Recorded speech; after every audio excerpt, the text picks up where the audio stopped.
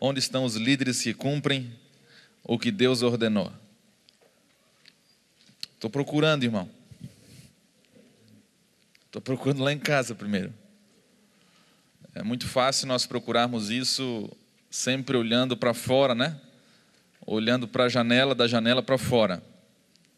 Mas eu quero falar que o grande desafio é você olhar da janela para dentro.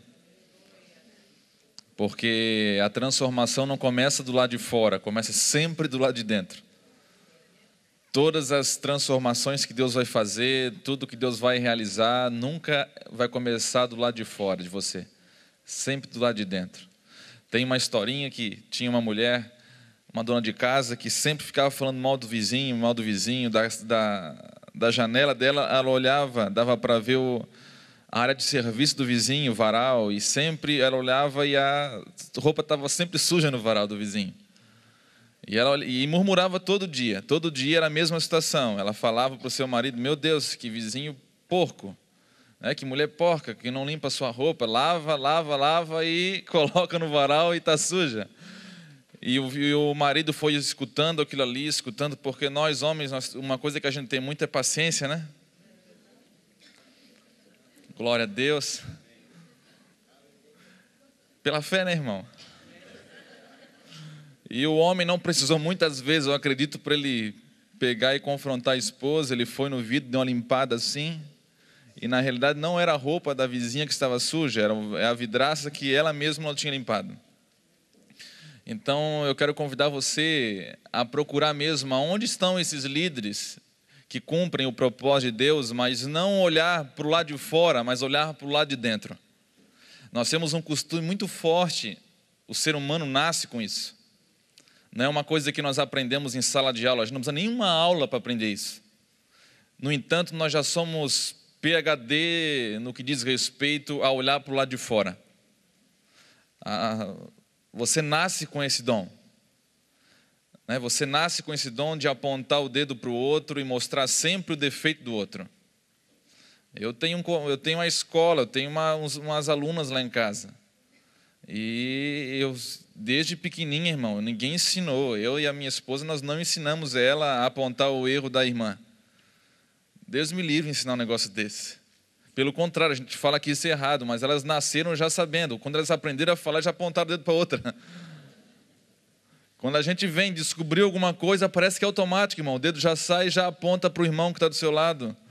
E você sempre, normalmente nós jogamos a culpa sempre para o lado mais fraco ou para o lado externo mesmo. Se a sua igreja, nós congregamos numa igreja, a gente sempre julga que a nossa igreja é a correta e que as outras denominações, os outros ministérios têm problema. O meu ministério está correto e os outros certamente não estão cumprindo de acordo, com a vontade de Deus, não estão andando conforme os padrões do céu. Isso não vou condenar você, irmão, porque isso é uma coisa que nós nascemos com isso. Isso é um resultado da queda do homem. O homem nasceu com uma habilidade incrível de ser um impostor, de culpar, de tecer críticas. E nós, quando Deus nos chama e nos confia a liderança, nos chama para influenciar, uma das coisas que Deus vai fazer, uma das primeiras coisas, talvez na sua vida e na minha vida, é reparar isso. É confrontar, é levar você para um lugar que Ele vai apresentar você para você mesmo. Eu não sei se você consegue imaginar isso. É terrível, irmão, quando Deus faz isso.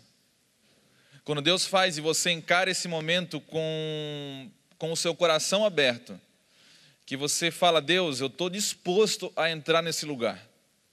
E eu quero ter um encontro contigo, mas também comigo mesmo.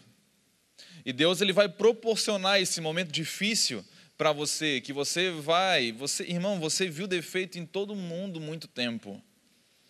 Você viu defeito no irmão, você viu defeito no tio, na tia, na sogra. Na sogra é fácil. Mas olha, você vê defeito em todo mundo. Agora Deus vai te levar para um lugar. E Ele vai irmão, no começo você não vai saber que Ele está te levando para esse lugar. Porque Deus ele sabe como fazer, porque se Ele falasse para nós com antecedência o que Ele iria fazer conosco, você pulava fora no começo. Então Ele vai falar Ele vai mostrar para você que vale a pena, é bom. E você vai acreditar nele, com certeza, porque Ele não mente. Se Ele está falando que é bom, é bom. Só que nem tudo que é bom não dói. Esse é o problema. E o ser humano, ele dá vida para não sentir dor. Ele quer se livrar da dor de qualquer jeito. É um princípio humano. E nós somos carne ainda.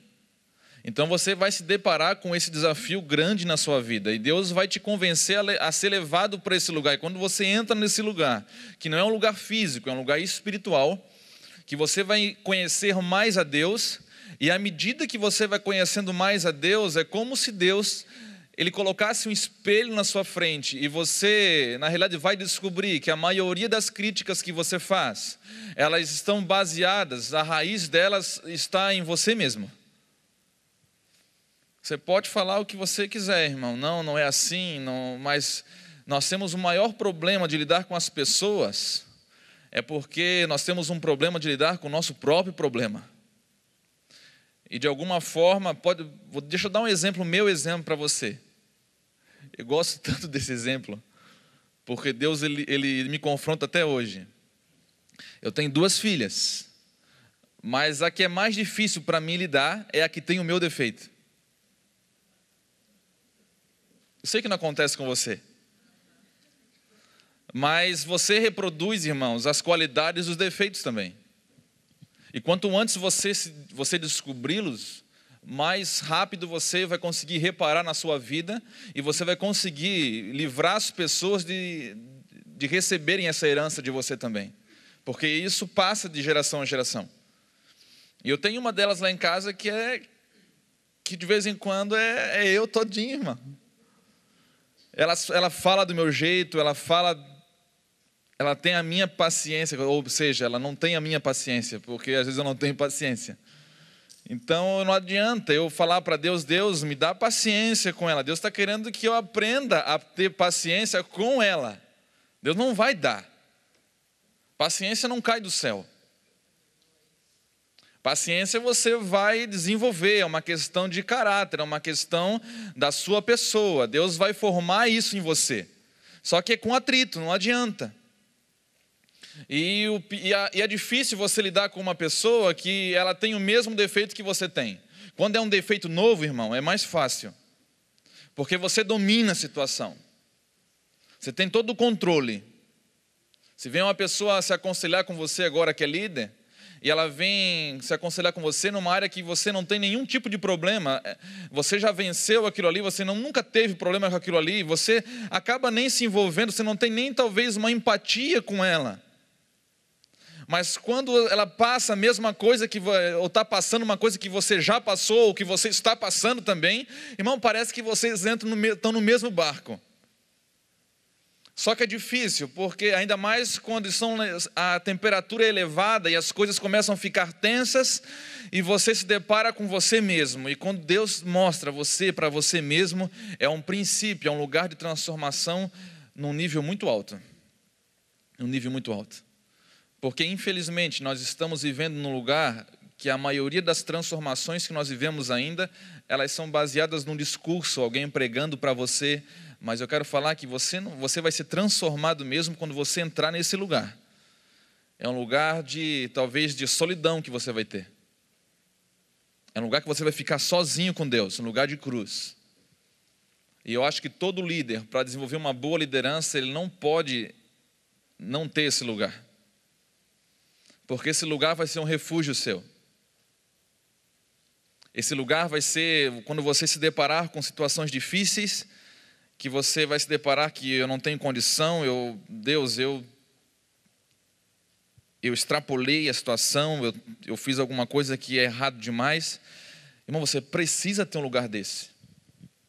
Eu quero falar para você, se você é uma pessoa que foi levantada por Deus para influenciar uma geração, para influenciar uma família, para influenciar as pessoas que estão à sua volta, você precisa ter um lugar desse nível de transformação, de intimidade com Deus. Então hoje eu quero convidar você para olhar para você mesmo, para buscar onde está esse líder que cumpre a vontade de Deus. Afinal, Deus tem um propósito para cada um de nós, amém? Deus tem um propósito, Ele confiou isso a você. Ninguém que está aqui nesse auditório, Deus chamou para nada. Olha, eu te chamei porque eu não tinha nada para fazer hoje e não tem nenhum propósito na sua vida. Você é uma folha em branco, não tem nada, não tem propósito nenhum, não tem meta nenhuma a curto, a médio, a longo prazo. Não, mas todos nós, Deus, Ele confiou algo especial para mim e para você. Todos nós. E se você não sabe, querido, você devia correr para Deus para descobrir qual é o propósito de Deus para a sua vida, porque ninguém vive por emoção. Você vive por propósito. Ninguém consegue, por exemplo, manter um casamento por emoção. Você mantém um casamento por propósito, quando você entende o propósito do casamento. Ninguém aguenta, por exemplo, situações difíceis com pessoa, por exemplo, vão trazer para a família mesmo situações difíceis com seu próprio filho, se você não entende o propósito da paternidade, de gerar um filho. Se for por emoção, irmão, você vai chegar uma hora que vai jogar a toalha, vai fazer uma loucura, vai fazer uma besteira, não tem jeito, esse é o fim. Hoje as pessoas, elas desenvolveram uma capacidade de fugir dos desafios, das situações difíceis, das tribulações. Por quê? Porque elas não entenderam o propósito ainda.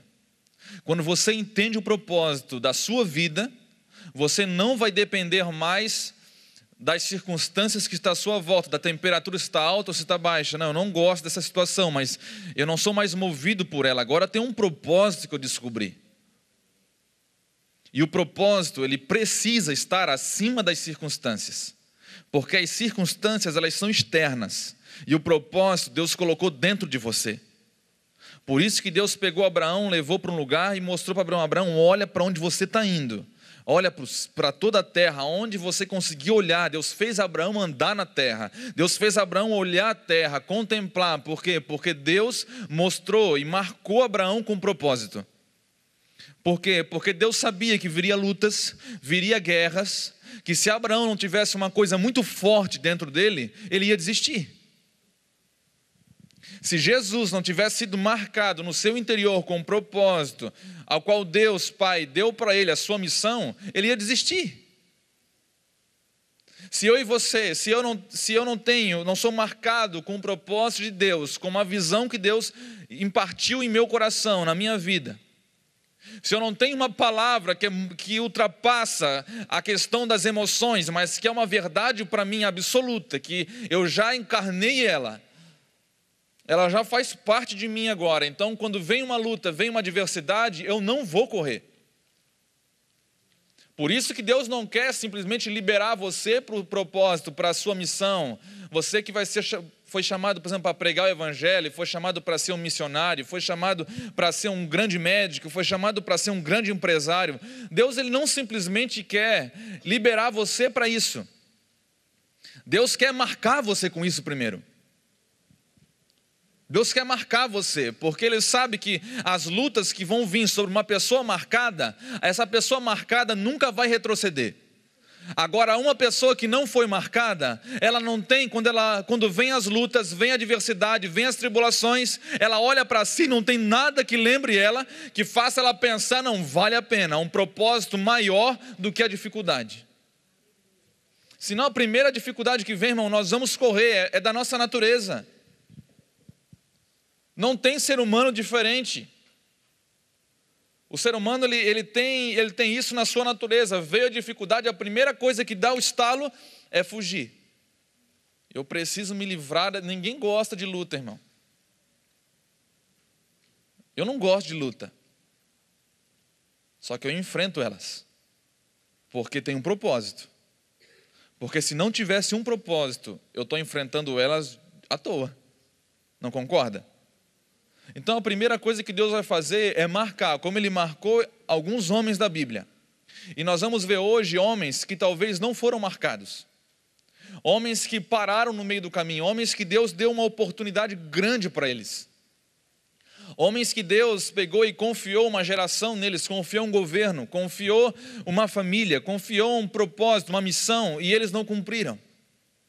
E assim, o meu temor é que aconteça o mesmo com muitas pessoas da nossa geração. Porque Deus está confiando, Deus está chamando a igreja para perto. Deus ainda continua falando, tornem para mim, buscai e me vivei. Deus continua falando a mesma coisa, soa os nossos ouvidos, ao nosso coração, a mesma coisa, com a mesma intensidade. Por quê? Porque Deus sabe que não adianta, não tem como viver cristianismo fora de Cristo. Não tem como ser igreja, irmão, fora de uma pessoa chamada Jesus. Fora da presença de Deus. Não tem como ser um homem de Deus fora da sua presença. Deus está querendo nos marcar e nos lembrar que existe algo mais importante que vai nos tornar capazes, vai nos habilitar para continuar de maneira constante, de maneira firme. E nós vamos ver hoje alguns homens que pecaram nisso. Irmãos, deixa eu fazer algumas perguntas para você, antes de entrar no capítulo mesmo. Todos nós somos chamados, amém? Nós estamos executando o propósito de Deus baseado no quê? Tem muita gente dizendo que está executando o propósito de Deus. Mas baseado no que eles estão executando? A partir do quê? Através do quê? Qual a motivação que leva você a executar, a trabalhar num propósito que não é seu, é superior? O que estamos fazendo com a liderança a nós confiada? Deus confiou uma liderança para nós. Deus tem confiado, Deus tem estendido isso para o Brasil, querido. Deus tem confiado isso à igreja brasileira. E você faz parte dela. Ou eu vou falar igual o Paulo, se é que nós estamos incluídos nisso. Nós vamos cumprir esse propósito. Só você pode dizer qual o propósito de Deus para a sua vida. Eu não sei. Mas eu sei o que Deus tem para mim. E eu sou desafiado todos os dias, quando eu acordo. E eu não estou naqueles dias assim melhores, porque você vai ter aqueles dias que você não vai estar nem a fim de levantar, irmão. E quando você estiver nesses dias, o que vai fazer você levantar da cama não é o seu vigor físico, as suas emoções, vai ser o propósito de Deus. É nesse ponto que eu quero chegar hoje. É você ser movido por esse propósito, é você saber esse propósito. E eu quero perguntar para você, nós vamos cumprir isso? Nós vamos cumprir o propósito que Deus tem para a igreja em Itajaí, para a igreja de Blumenau, para a igreja de Joinville, para a igreja brasileira? Nós vamos cumprir isso? É uma pergunta para nós deixarmos aí. Mas vamos seguir. Primeiro parágrafo do capítulo 5 diz assim: se fizermos uma sincera avaliação do desenvolvimento de nossa liderança, de nossa própria vida e ministério, vamos perceber que não são poucos os momentos em que somos tentados a andar segundo a nossa própria vontade.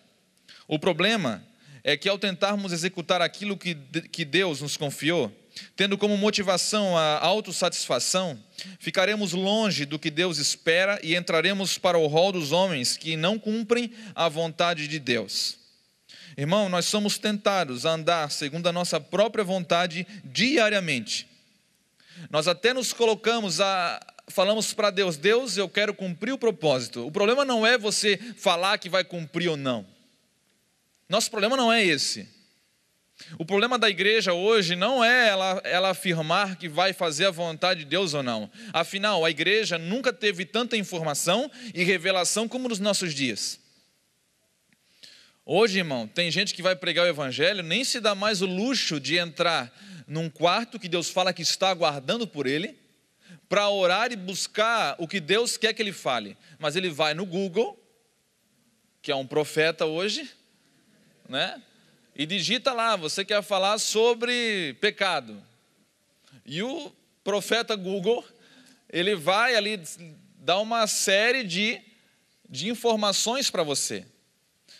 Ou então, se você é mais prático, você não gosta de internet, tem para todos os gostos, irmãos. Tem livros com 1000 sermões agora para você ministrar. Então você pode, o problema da igreja hoje não é falta de informação, nós temos muita informação, nós temos muita revelação. E não é também o problema da igreja dela falar que vai viver ou vai deixar de viver, que ela vai fazer a vontade de Deus ou vai deixar de fazer. O problema da igreja é fazer o propósito de Deus de acordo com a vontade de Deus.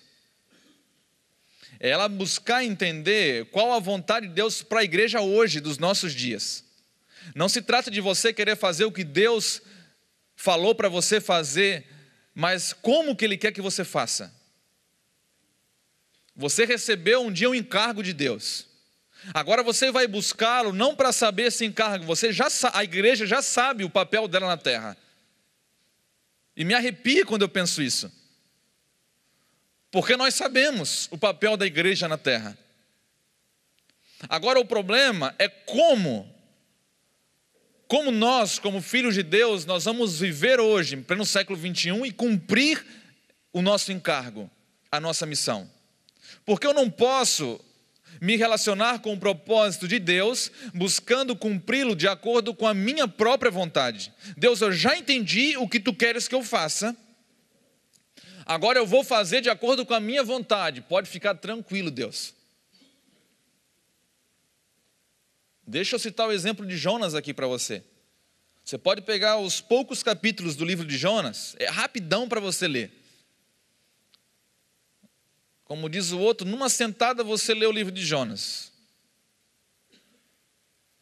Deixa eu perguntar uma coisa para você, nós estamos numa escola, irmão. Não me responda, por favor. Não, eu não quero ouvir. Você lê a Bíblia? Porque se você não lê a Bíblia, irmão, você está brincando aqui. Tem gente que está reclamando, Deus, por que Deus não fala comigo? Um dia uma pessoa chegou para mim, pastor, como que vocês têm umas revelações assim, tão diferentes, assim, tão profunda? Eu falei, irmão, tu lê a Bíblia? É, pastor, às vezes eu leio, aí está aí. Você não ama isso? Se você não ama a palavra de Deus, você nunca vai ter uma revelação de Deus. Porque o que Deus quer revelar está aqui nesse livro. Senão você corre o risco de receber uma revelação, uma heresia, e pregar isso, e nem está nas Escrituras. Tem muito profeta hoje se levantando para fazer a suposta vontade de Deus, de acordo com a sua própria vontade, baseada na questão da autossatisfação, que nós lemos aqui. Eu estou me relacionando com Deus, vou fazer até o propósito dele, mas eu quero, na realidade, Deus conhece o nosso coração. Deus sabe quem está nesse negócio para se autossatisfazer ou para satisfazer a Ele. Deus já sabe. Deus já sabe. Deus vai abençoar as pessoas até, desse líder egoísta que está querendo se autossatisfazer, as pessoas vão até ser abençoadas. Mas, num futuro breve, ele vai ser julgado. Nesses dias, novamente, irmão, estou recebendo muitas perguntas desse tipo. Pastor, por que uma pessoa que ela não vive uma vida com Deus de uma forma fiel, tem escândalos, às vezes prega, as pessoas são curadas, as pessoas se convertem? Irmão, o que tem aqui não impede Deus agir aí. Deus está acima disso. Você não pode limitar a ação de Deus numa pessoa. Deus, ele age num ambiente de acordo com a vontade dele. Acima do propósito de um pregador, tem o propósito de Deus para cada vida que está aqui dentro. Então, se eu estou ministrando uma coisa que eu não vivo, eu vou ser cobrado disso. Mas você vai poder ser abençoado por isso. Porque a palavra de Deus está acima da minha pessoa. Ela por si só, ela transforma. A palavra de Deus, ela é soberana. Deus é soberano. E Jonas, deixa eu dar o exemplo da igreja hoje, que eu gosto muito de assemelhar a vida de Jonas. Por quê? Porque Jonas recebeu um chamado de Deus, como eu e você recebemos. Jonas, ele entendeu o chamado de Deus até certo ponto. Ele ouviu, ele sabia o que ele devia fazer, mas ele falou: Deus, quando nós vamos para Deus com os preconceitos, nós fizemos a mesma coisa que Jonas fez. Deus, eu já entendi que eu tenho que ir para Nínive pregar o teu evangelho, mas eu não vou. Eu não vou. E Deus perguntou para ele numa conversa assim: por que tu não vai? Porque eu sei que se eu for, não vai acontecer o que eu quero. Tinha uma diferença entre a vontade de Jonas e a vontade de Deus. Deus queria salvar 120 mil habitantes, Jonas queria matar todo mundo. E muitas vezes nós confundimos o propósito de Deus com a nossa vontade. Deus, eu não quero fazer a tua vontade porque eu vou fugir da tua presença, porque na realidade não vai acontecer o que eu quero. Hoje existe uma igreja que ela ouve o que Deus quer, ouve a vontade de Deus, o propósito de Deus, mas ela se move para satisfazer a sua própria vontade. E ela está no barco para Tarsis ainda. Mas eu quero falar que já tem um peixe pronto para engolir um monte de gente e levar para as profundezas do mar até desfalecer a alma, para lembrar que o tempo da santidade de Deus vale a pena. Como Jonas lembrou no ventre do peixe. Deus, ele tem os seus meios de fazer comigo e com você, a nós valorizarmos e priorizarmos a vontade dele. É por isso que nós estamos aqui. E Deus, irmãos, Deus nos confronta, não sei com você, mas Deus nos confronta diariamente, porque não se trata de eu querer eu ter um bom discurso para com Deus. Deus, eu quero fazer a tua vontade. Não, não interessa, isso é muito pouco, irmão. O interessa mesmo para Deus é se você está buscando como você vai fazer isso, de acordo com a vontade dele, ou se você já crucificou mesmo a sua vontade, para ela não se meter na forma que Deus quer realizar e manifestar isso. Jonas cedeu na marra, né? Na marra. Deus pegou e levou Jonas na marra para Nínive. Ele saiu. Eu acredito, irmão, aqui dentro dos meus pensamentos, que o discurso, a pregação de Jonas, quando ele abriu o iPad dele na época, ele buscou o sermão que ninguém ia se converter. Eu vou pregar. Jonas pensou, mas eu vou pregar uma palavra que ninguém vai se converter. Vou pegar uma palavra dura, uma palavra assim que vai sair sangue das paredes. Irmão, não adianta o que você vai pregar. Que o arrependimento não vem pelo que sai da sua boca. O arrependimento vem pelo Espírito agindo. Jonas não sabia disso. E Jonas pregou, entrou na cidade, vou pregar, mas ninguém vai se converter nesse negócio aqui, vai todo mundo morrer. 120 mil pessoas, animal, todo mundo, a cidade vai ser destruída. E ele entrou naquele lugar, começou a pregar a palavra de Deus, começou a chamar o povo para arrependimento, e não é que todo mundo se arrependeu, todo mundo se converteu. Irmão, tem uma igreja que não quer que as pessoas cresçam. Tem uma igreja que o negócio é manter gente escrava mesmo. Glória a Deus, vamos crescer, mas que todo mundo fique escravo. É uma igreja que ela é mais ou menos semelhante a Jonas naquela época. Jonas representa uma igreja que não tinha misericórdia, que trabalhou para Deus, mas sem misericórdia, é uma espada sem óleo.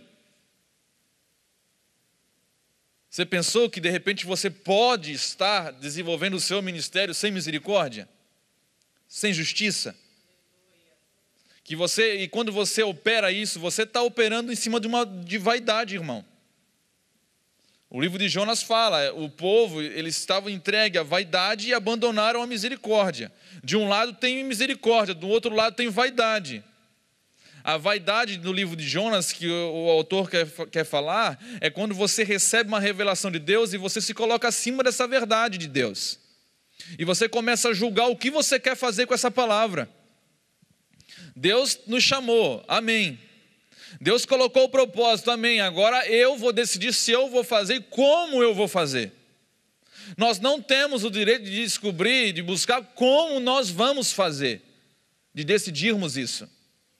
Nós temos o direito de buscar a Deus para descobrir nele como que Ele quer operar isso na minha vida. Deus, eis-me aqui. Eis-me aqui. Tem muita gente não tendo sucesso e reclamando, por que Deus não faz? Será que Deus não me ama mais? Será que Deus não gosta mais de mim? Me chamou, era tão bonito no começo. Eu e ele e eu. Mas agora as coisas não acontecem mais. Será por quê, irmão? Você já parou para pensar nisso? Será por quê que não acontece mais? Deus, eu quero falar para você com toda certeza, Deus ainda é Deus. Agora, o que nós somos, aí só Ele sabe. Vamos lá, tem alguns exemplos aqui. Irmão, eu estou sendo muito duro hoje. Eu orei de manhã, irmão.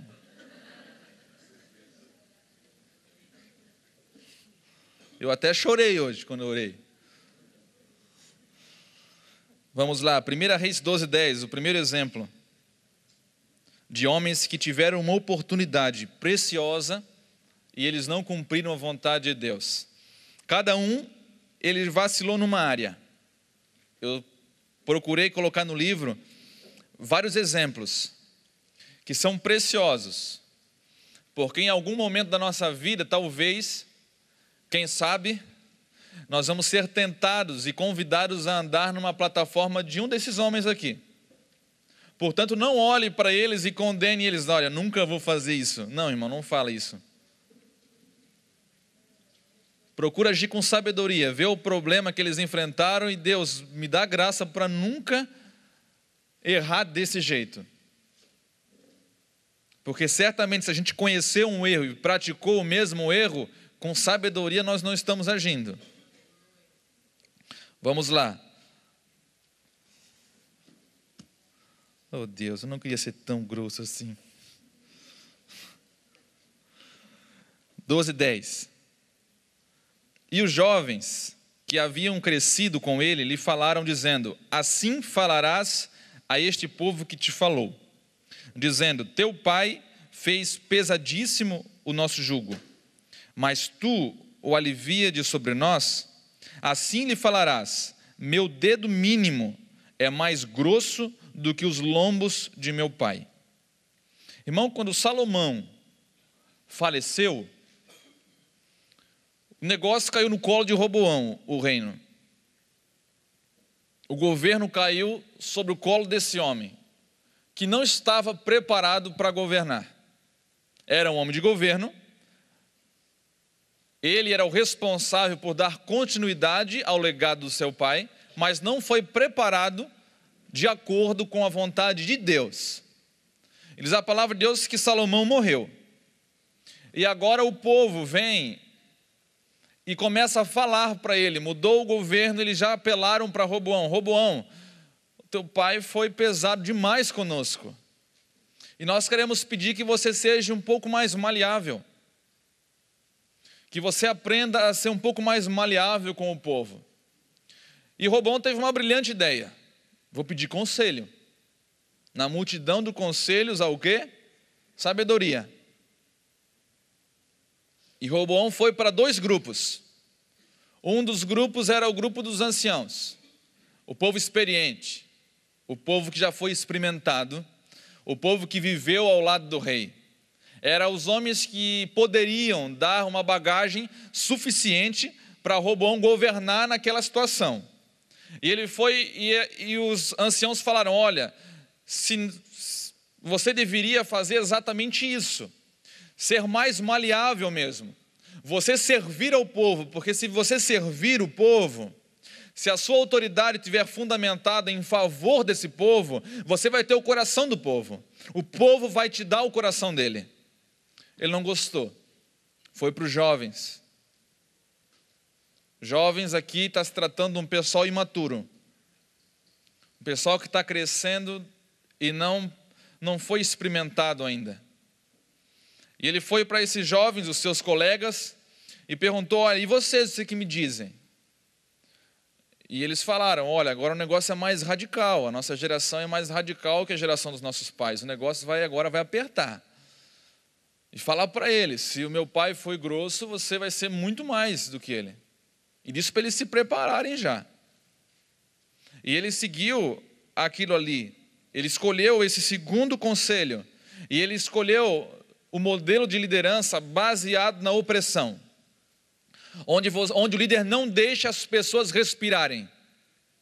As pessoas não podem nem pedir, tem medo de pedir alguma coisa. Medo. Você já andou num ambiente desse? Um ambiente de opressão? Irmão, ninguém respira, só o líder. Sabe aquela empresa que você trabalha? É uma bênção, até que chegue o patrão. Irmão, enquanto o patrão não está, é uma paz, é todo mundo brincando com todo mundo, até o trabalho rende, é uma bênção. Mas na hora que eles escutam o carro do patrão, o inferno desce naquele lugar. Todo mundo para de respirar, porque é um ambiente de opressão, ninguém tem o direito de optar nada, você não tem a sua ideia, você engole ela no seco. Você não tem coragem de dar uma ideia. Irmão, um ambiente que você não tem coragem de falar uma ideia, não é um ambiente para você ser desobediente, não estou falando isso. Tem pessoas que culpam o patrão porque baseado na sua desobediência. Não, eu só quis falar, não, você às vezes é desobediente e está reclamando que o patrão briga com você. Eu estou falando do ambiente de opressão, quando o patrão ou o líder, ele não deixa ninguém desenvolver o seu papel direito, com liberdade. Ou melhor, não deixa ninguém crescer. Normalmente um líder desse é um líder que ele tem muito medo dentro dele. Ele tem uma insegurança, porque ele não quer se sentir ameaçado por ninguém que cresça e chegue próximo dele. Então ele coloca um nível, ele nivela o crescimento das pessoas ao seu redor. E se você chega até aquele nível, daquele nível você não passa. E olha que tem muitos líderes assim hoje. Irmão, está cada vez mais raro um líder que consegue celebrar a vitória dos seus liderados.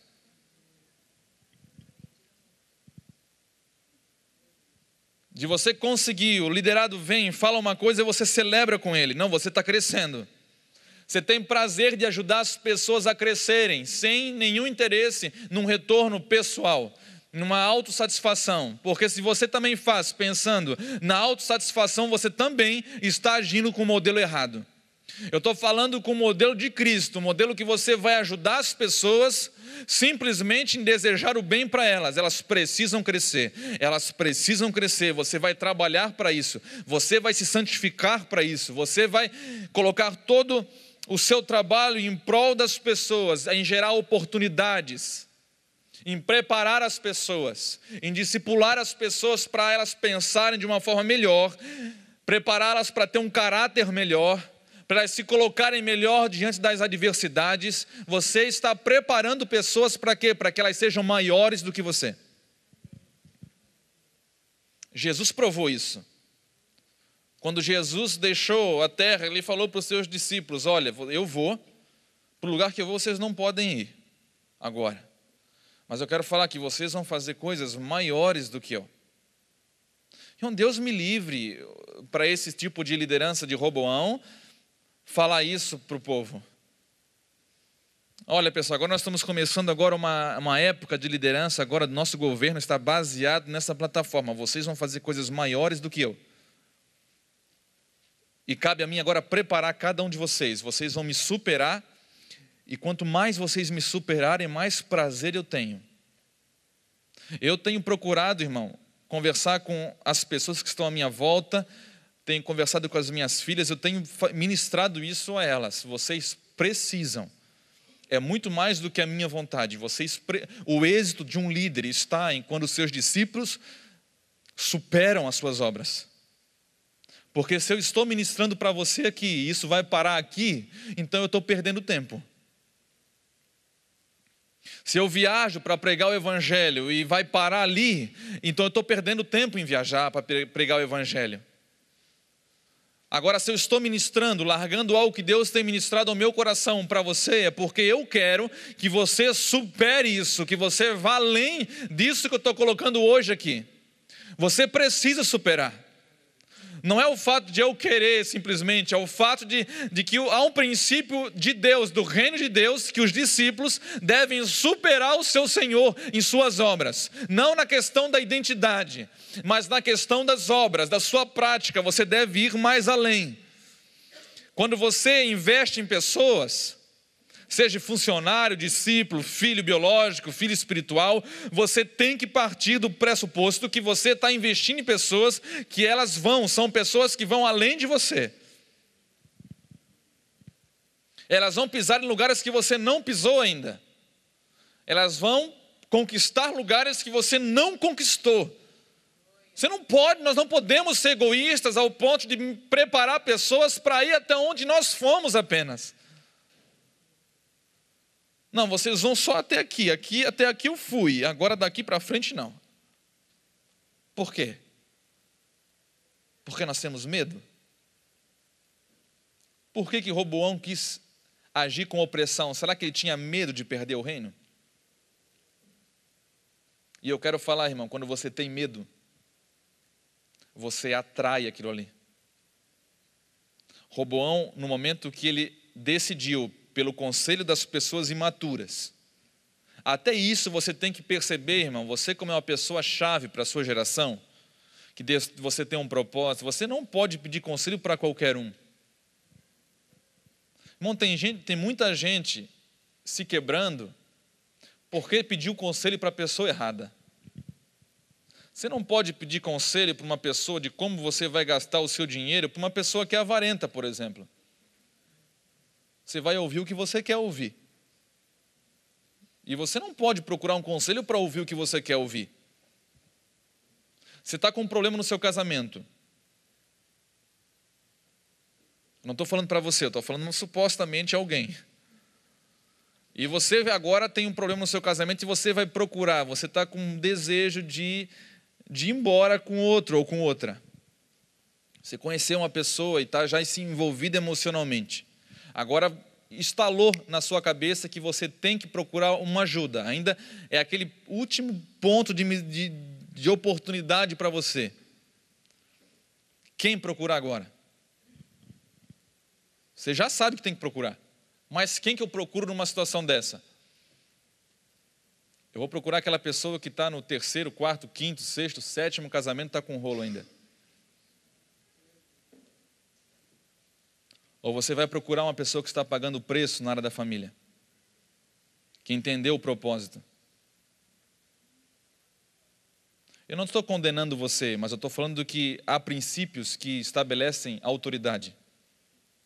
E quando você procura um conselho, você vai procurar um conselho que a pessoa que tem autoridade, ela vai fazer exatamente isso, ela vai colocar a mão dentro de você e vai tirar um lacre. Funciona exatamente assim. E Deus vai derramar poder sobre a sua vida para você começar a entender algumas coisas. Normalmente, a pessoa não precisa nem falar nada. Você mesmo falando, você começa, poxa, estou entendendo. Não é assim? A pessoa senta na sua frente e começa a fazer só algumas perguntas para você. Mas na hora que você começa a falar diante de uma pessoa que tem autoridade, Deus já começa a dar luz para você e você mesmo descobre o que você precisa fazer. Não tem segredo. Agora Roboão, ele procurou quem ele não podia procurar. Ele sabia. Mas ele foi movido pelo seu desejo, pelo seu medo de perder o governo. Eu não quero agora perder o governo. Governo é um negócio bom demais. Papai deixou uma herança fabulosa. Templo, ouro, riquezas. E eu não quero perder isso.